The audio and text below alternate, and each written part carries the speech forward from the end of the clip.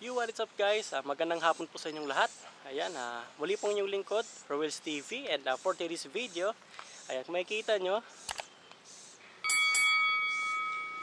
ayan, so nandito po tayo sa tabing dagat, no? At ngayong araw ay susubok tayo na manguha ng mga lamang dagat dito, like yung mga shell, yung mga pwede nating gawing pangulam, ano? At susubukan din pala natin na manghuli ng tamala. So yung gagawin po natin na panghuli ng tamala ay yung pasunod po kung tawagin sa amin, ano. So susubukan po natin, baka sakaling swertihin tayo at makakuha tayo ng tamala. Ayan, bali yung tamala po pala sa amin, yun po yung maliliit na pugita na kulay puti, ano, na dito lang nakukuha sa tabing dagat lang, dito lang mismo sa mababaw na parte. Ayan, so kasama ko pala yung tito ko, nandyan sa likuran.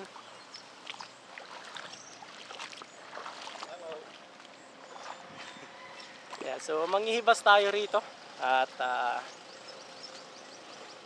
sana swertin tayo at makakuha tayo ng pangulam para sa ating hapunan ngayong araw. Alright, let's go! Ayan, so kung makikita nyo, hibas na po rito, no, sa part na to, or low tide na. Pero maya maya bandang alas 5 pa ata, yun yung pinaka low tide nya. So time check po natin, nasa 4:20 na po ng hapon. At ngayon ay susubukan muna natin na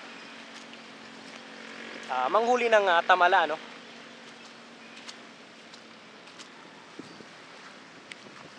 Napakainit pa, grabe.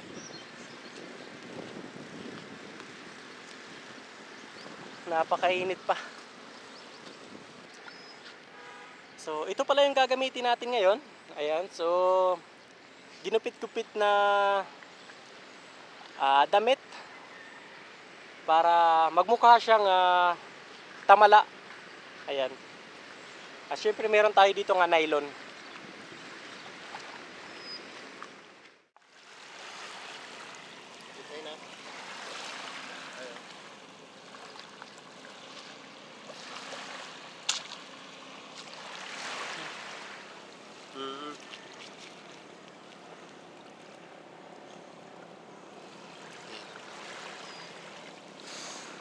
Ayan. Ayan, so wala pa tayong nahuli, ano. At grabe, ganitong oras dito napakainit pa pala. Tingnan nyo naman, no.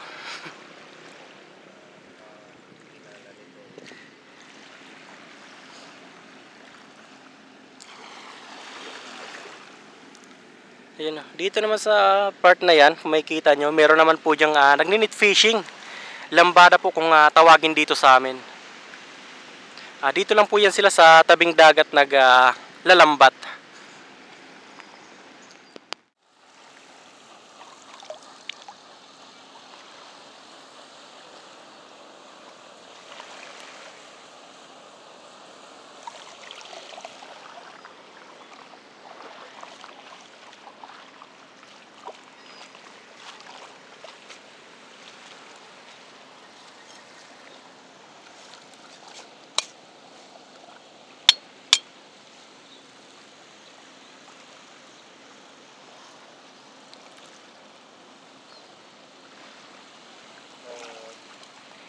Takunhason.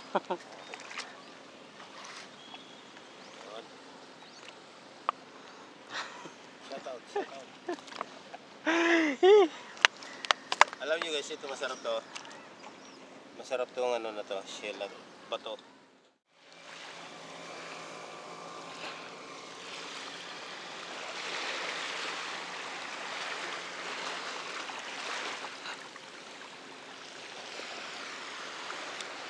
Dito guys sa dagat, basta matyaga ka lang hanap, no, ng mga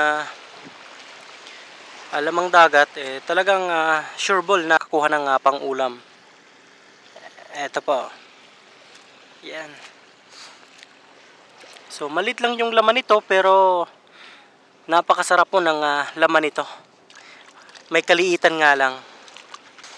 So mag-focus muna tayo dito sa pangunguha ng ganito Dahil nga sa hindi tayo binibiyayaan ng tamala, no? So ito pa, oh. Yan.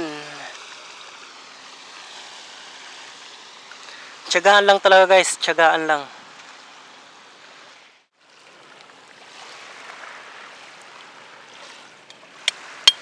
Yun. Ayan nga, katulad nito guys.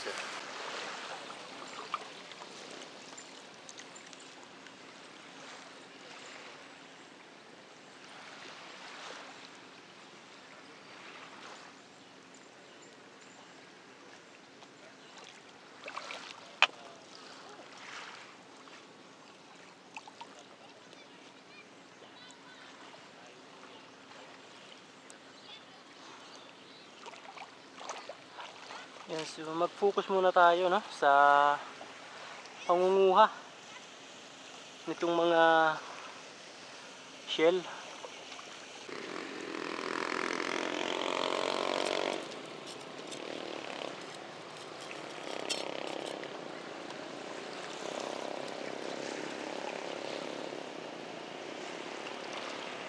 Yan, so hindi po yan bato, guys, yan po ay shell. So meron po yung laman.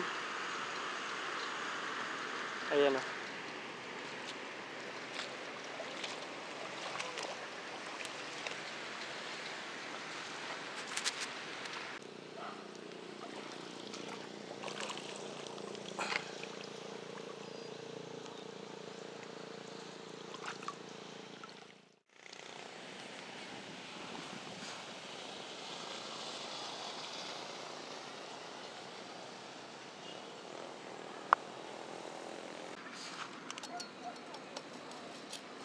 okay.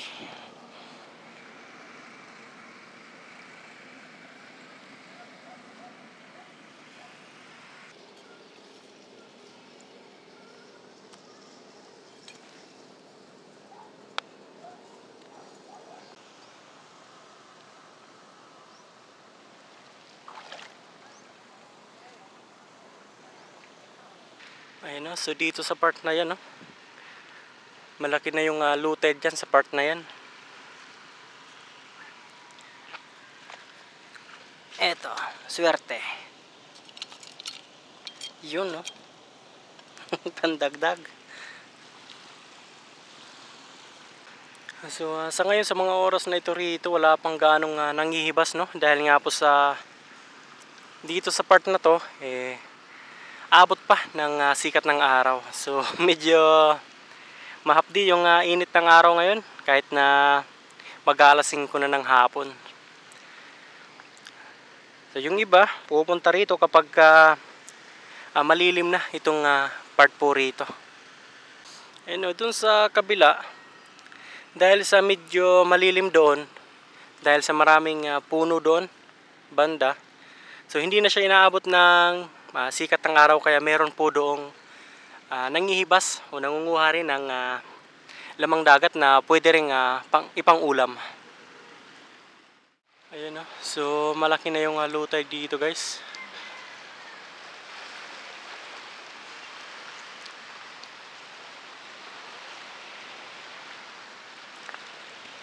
So kaunti lang din yung nakuha natin na lamang dagat, ayan yung tsuhin ko. So pabalik na tayo, doon pala tayo galing sa part na yon. Dahil yan, so tatago na yung haring araw, kaya babalik na tayo. So hoping na makakuha pa tayo ng kahit kaunti, pandagdag lang dito.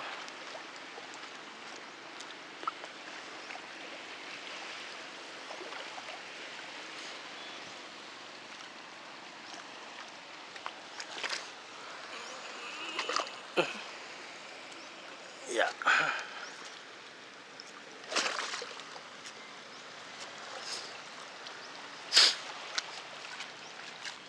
Ayan, so bawi na lang tayo sa susunod. Baka sakaling pagpalain na tayo.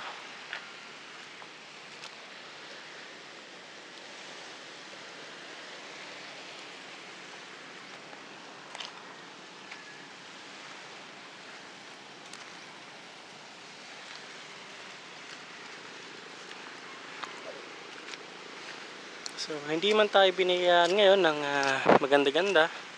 So meron pa namang susunod, di ba?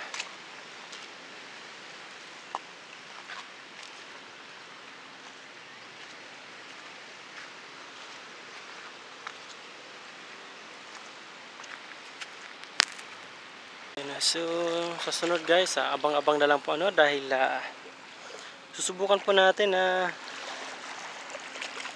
manguha naman ng lamang dagat. Sa gabi naman tayo, no? So, mangingilaw naman tayo dito sa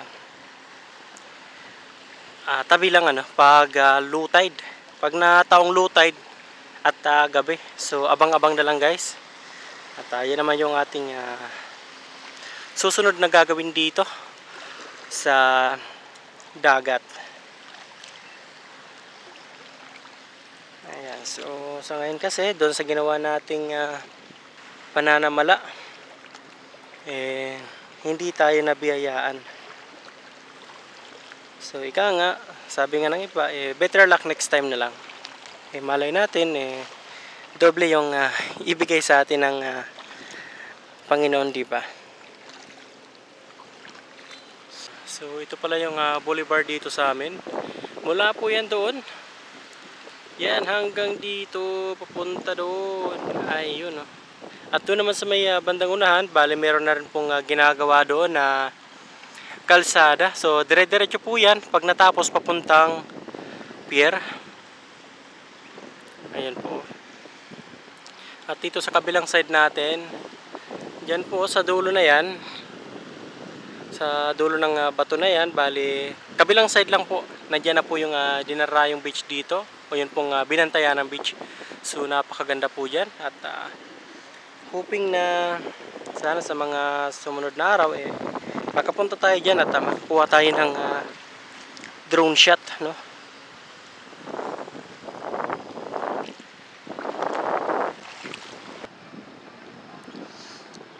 Ayun, no? So kung kanina ay napakainit, ngayon dito ganitong oras ay napakasarap na ng simoy ng hangin guys. Mapresko. Starfish.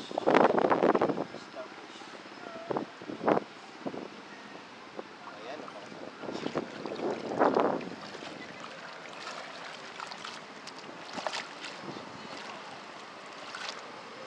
Ayan, so hindi man tayo nakakuha ngayon ng madami-dami. Yung importante ay nag-enjoy tayo sa ating ginawang vlog ngayong araw, So yan pala, yan yung kapatid ko at saka yung dalawa kong pamangkin sumunod pa.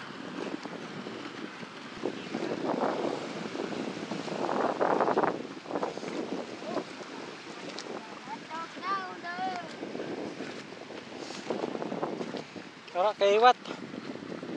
Ayun, so mga sea urchin or tayom kung tawagin sa amin. So masarap po yan kapag naapakan nyo yan. Sobrang sarap niyan, grabe.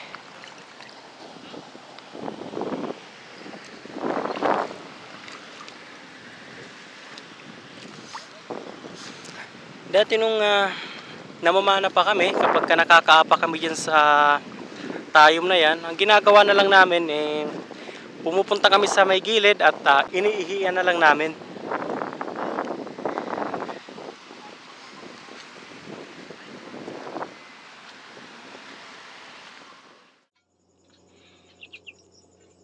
Ayan guys, so ito na po yung nakuha namin. Balik kaunti lang din, no? So bawi na lang tayo next time. At baka sakaling pala rin tayo sa sunod. Ayan, so sabaw pa lang yan, solved na, no? Bawi na lang tayo sa sabaw. Alright, so hanggang dito na lang po muna guys itong ating video ngayong araw. So maraming salamat po sa inyong pagsubaybay dito sa ating video. At sa mga bago lang din po pala dito sa aking channel ay huwag nyo na po sanang kalimutan ay subscribe itong aking channel at i-click nyo na rin ang kanyang katabing notification bell para lagi kayong updated every time na meron tayong mga bagong upload. And maraming salamat po and God bless po sa inyong lahat.